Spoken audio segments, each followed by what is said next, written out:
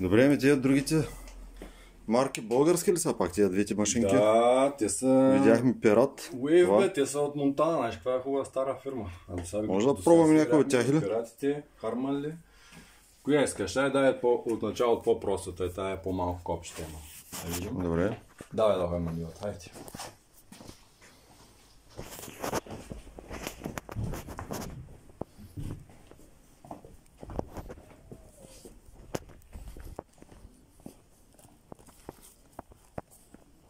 Така.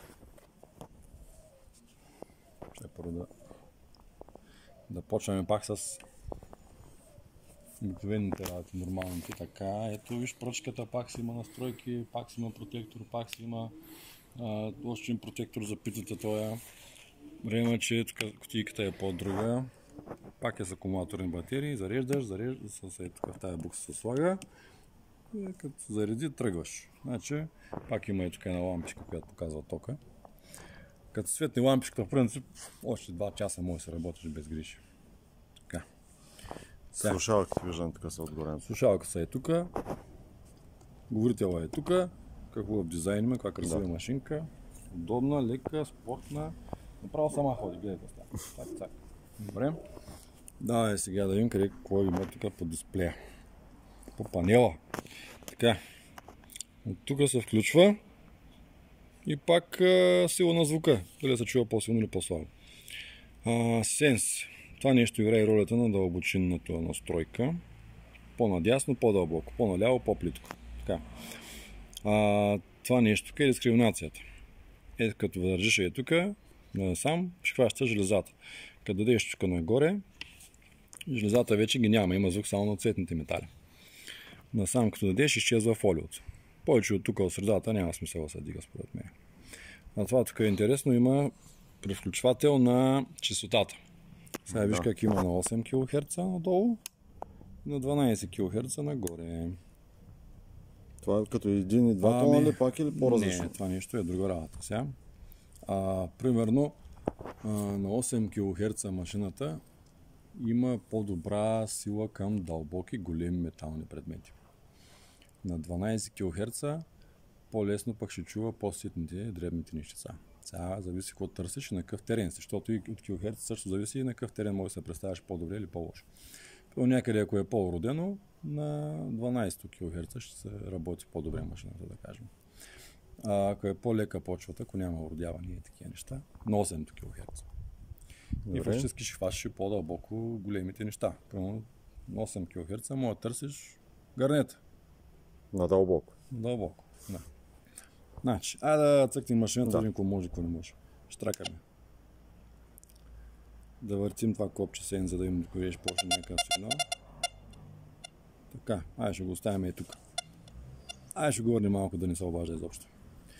Сега сме направени на дискриминация и сме на 12 кГц. Да видим какво ще кажа машината.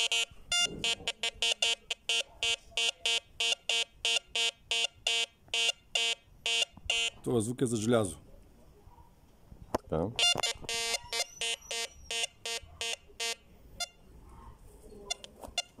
Ще да сложим на фойл. Имаме си го. Штракнем на 8.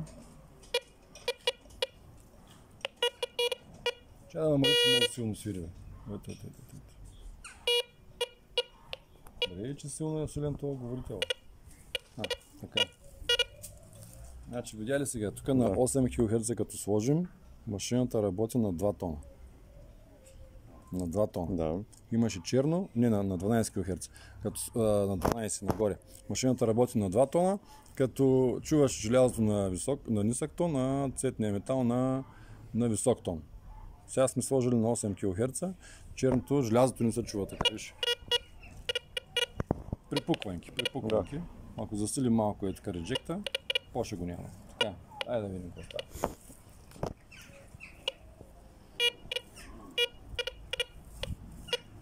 Това е някакво желязо тук.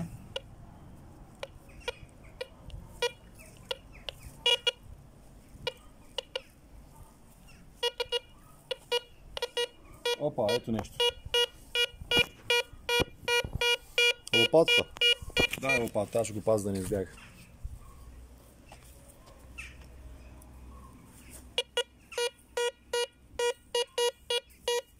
Ей тук. Удри.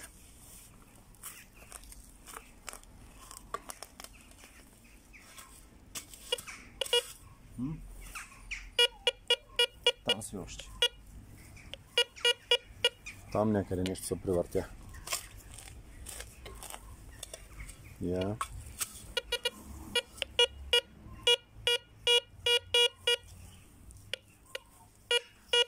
Ей тук.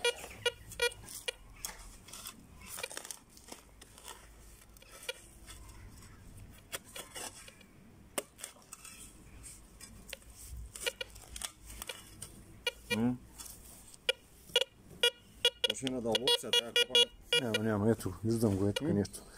Нещо като стотинка. Кое тя бе? 20 стотинки. 20 стотинки от сегашни ли са? Сегашни. Тук сме на Делавера вече. Добре. Така. Я да обиколим около нея. Железа има колкото искаш.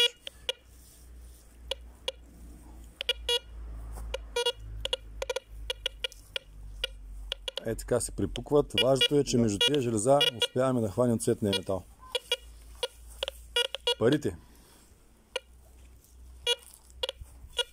Това е върховен тест за един металотърсач, защото най-трудно се търси в двор.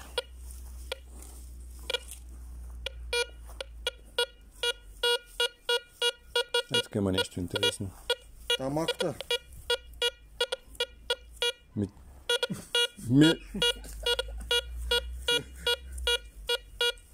Ако искаш пари, трябва да си изцапаш малко ръцете.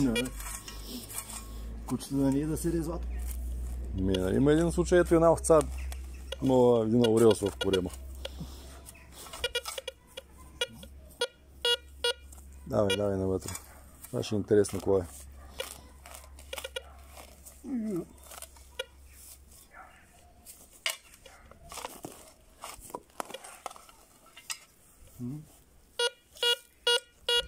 Работи. Тук са дебелите пари. Аз дойдох машинка да скупвам, не да купая. Абе, дай да прикопаме двора, поне някаква работа да свършим.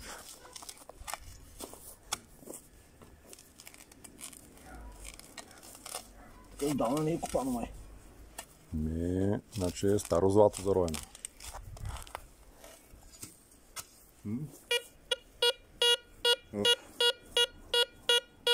Заобиколи го отсам и така го закопай.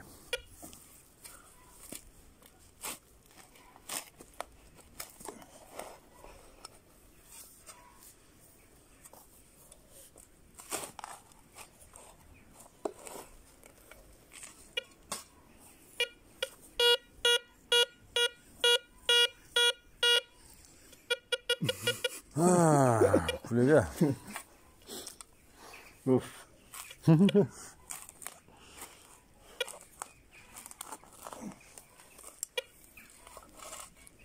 Коница копа... Поне не се огъват пък те се опачат. Да бе, коница копа каза и сега тък му ще дели после, няма да деля на две. Аз ще го изваря после, няма страшно. Викаш да го изварим за всеки случай. Да го оставим вътре. Аз нямам нищо напротив.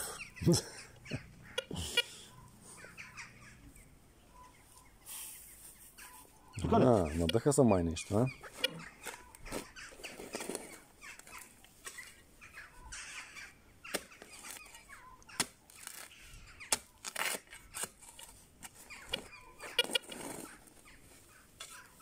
Да не ходим някоя тръба тук ВИК-то да направим авария.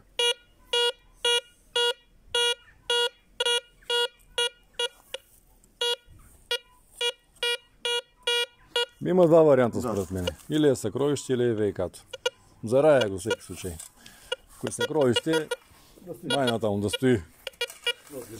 Ела да видим тук на тия на керамидите какво ще стане. Перфектно.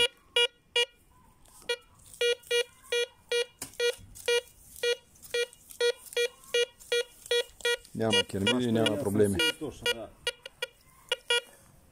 Няма никакъв проблем. Да видим тук насам нещо да сме изтървали от одеве.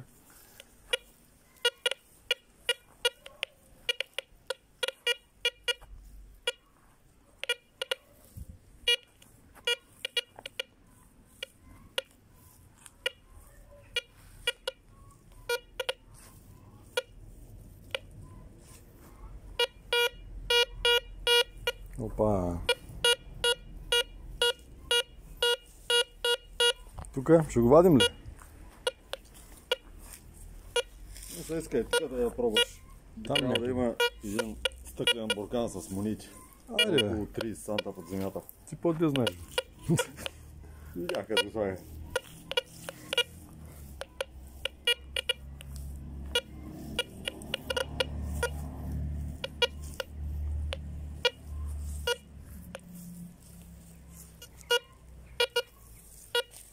Няма, колега, излагалата е врачката. Възможно.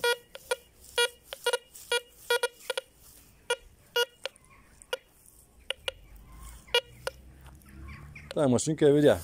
Пипни да видиш. Удобна е. Раздвижи я малко да видиш. Каква красота.